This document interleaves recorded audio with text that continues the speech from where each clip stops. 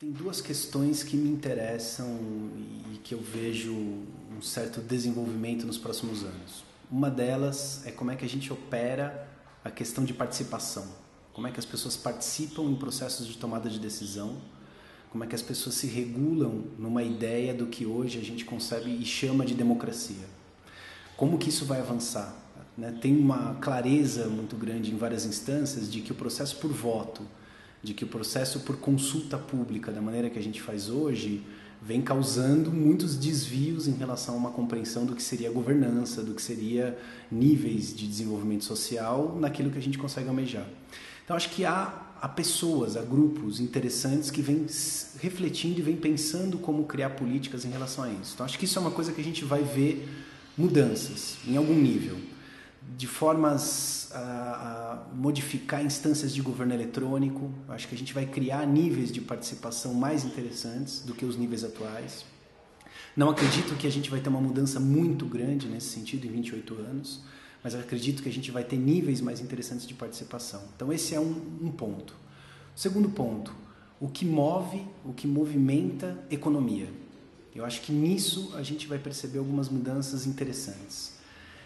Estamos cada vez mais caminhando e se regulando por aquilo que a gente poderia chamar de trabalho material.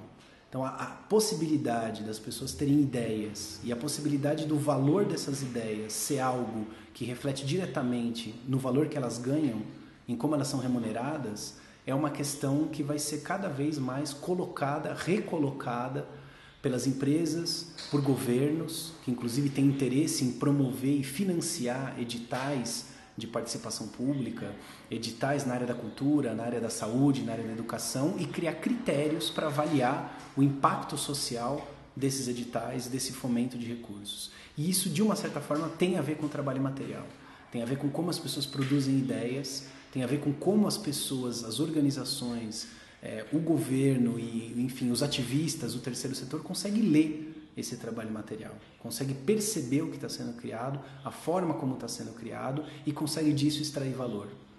Então, eu vejo assim, essas duas coisas caminhando de uma certa forma juntas. Níveis de participação, como é que as pessoas atuam, como é que elas se colocam, como é que elas se posicionam, e níveis de trabalho e valoração do trabalho material, permitindo a abertura de outros processos e outros modos de giro da economia. São experiências que, numa certa dimensão, mudam um pouco a forma como as coisas acontecem.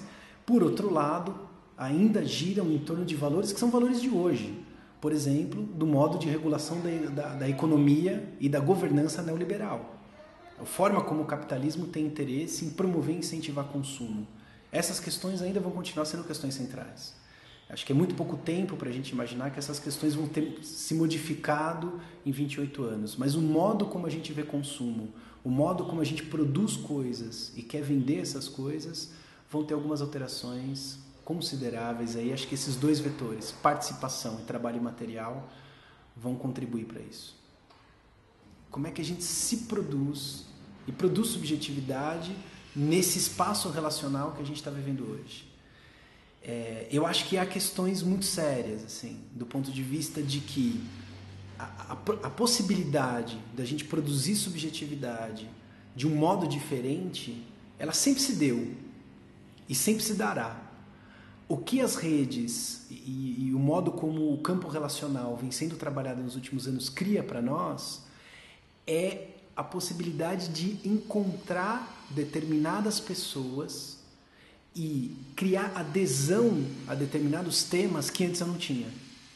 Então, se eu estou num processo, primeiro, de perceber que produção de subjetividade não é dado, o que é uma questão muito difícil, e aí não tem nada a ver com tecnologia, e não tem nada a ver com redes, aí tem a ver com uma questão interior, mas se eu percebo que produção de subjetividade não é dado, e se eu percebo que eu posso interferir nisso, aí o uso das tecnologias e o uso das redes como algo que me potencializa ao encontro e me favorece ao diálogo, é muito favorável e muito interessante. Eu acho que eu vejo experiências, vivencio experiências em relação a isso, que me colocam numa outra ordem, assim, de preocupações, de inquietações, e que modificam aquilo que me constitui como indivíduo, aquilo que me define hoje. Eu não conseguiria me definir hoje do modo como eu me defino se não fossem as redes, o acesso à internet e o modo de conversar que eu hoje faço dessas instâncias. Mas tem uma questão anterior que me levou a isso. E acho que isso é fundamental a gente sempre colocar à tona. Entender produção de subjetividade como um campo de intervenção própria de si para si. E aí, usando uma expressão do Foucault, entendendo isso como uma tecnologia de si e percebendo que eu posso atuar em relação a isso, a gente tem um potencial bem interessante para trabalhar.